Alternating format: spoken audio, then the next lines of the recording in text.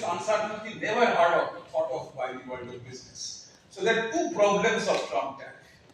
One is that you pick your bilateral trade partner and you impose a tariff by saying that, oh, you have deficits, we have significant deficits with you, trade deficit. So, and we find that you have imposed us 20% tariff and I have imposed 10% before, so I'm going to impose 20%. But in fact, to punish you, now I can impose 30% so that you reduce it and so on. Now,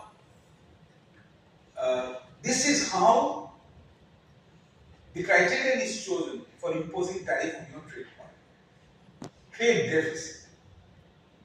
Now, this by itself goes against the entire trade theory or theory of trade policy, because in the context of trade theory and policy, we look at welfare, some criterion of social welfare.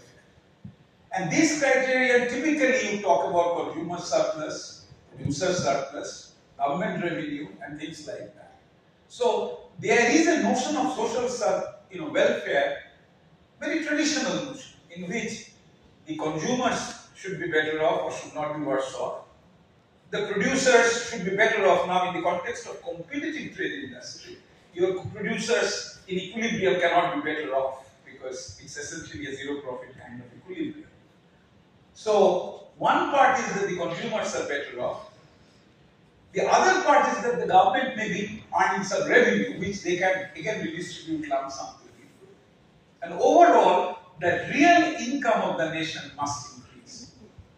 The real income, that is income measured in real terms, must be higher with a trade policy. Then it is worthwhile as an effort.